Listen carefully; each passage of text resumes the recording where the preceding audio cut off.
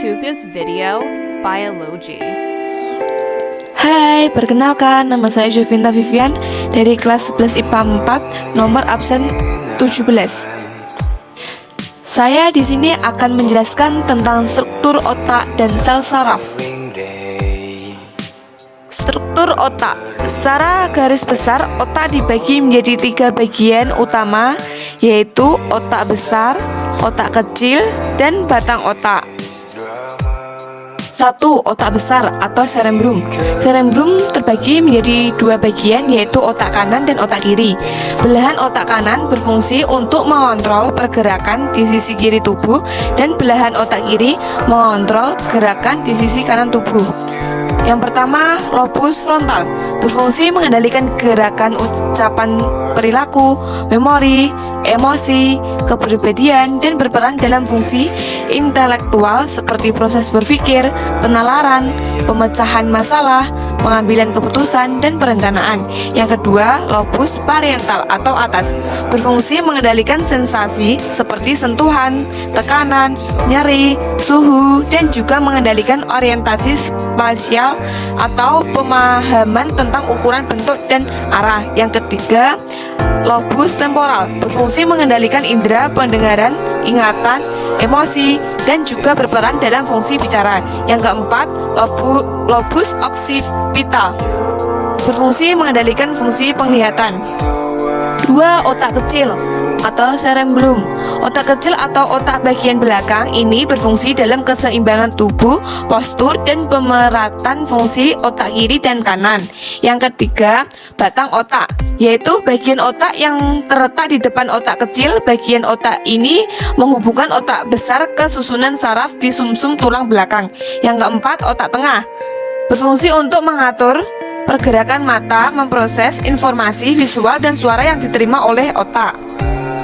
Yang kelima adalah pons farolli, terletak di bawah otak tengah.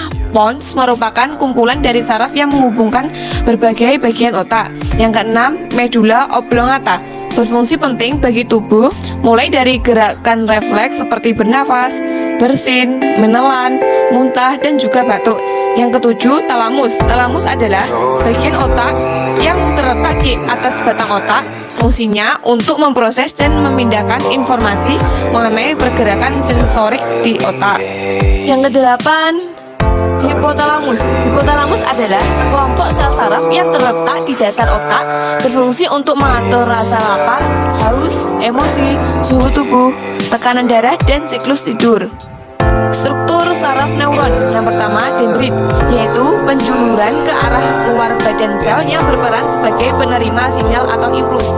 Yang kedua, badan sel, yaitu bagian utama neuron yang memiliki inti sel. Yang ketiga, akson atau neurit, yaitu penjuluran badan sel yang berfungsi mengirimkan sinyal atau impuls. Yang keempat adalah inti sel, merupakan inti sel saraf yang berfungsi sebagai pengatur kegiatan sel saraf atau neuron.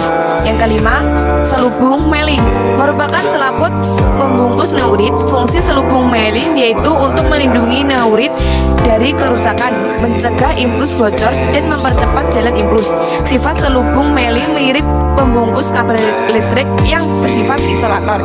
Yang keenam, sel sekuen, merupakan sel yang terdapat di selubung myelin. Fungsi sel sekuen yaitu membantu menyediakan makanan untuk neurit dan membantu regenerasi neurit. Yang ketujuh adalah nodus Ranvier.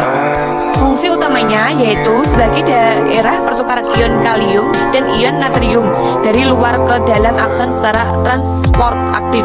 Yang kedelapan, sinapsis, merupakan titik temu antara ujung akson salah satu neuron dengan neuron lain, yaitu memungkinkan mengalirnya informasi sensorik di antara sel saraf. Urutan jalannya rangsang dibagi menjadi 2. Yang pertama, gerak sadar atau biasa. Yang kedua, gerak refleks. Yang pertama, gerak sadar atau biasa, terdiri rangsang, reseptor, saraf sensorik, saraf konektor, otak, saraf konektor, saraf motorik, efektor, gerak. Yang kedua, gerak refleks, terdiri rangsang, reseptor, saraf sensorik, saraf konektor, sumsum tulang belakang, saraf konektor, saraf motorik, efektor, dan gerak. Sekian penjelasan dari saya, semoga bermanfaat.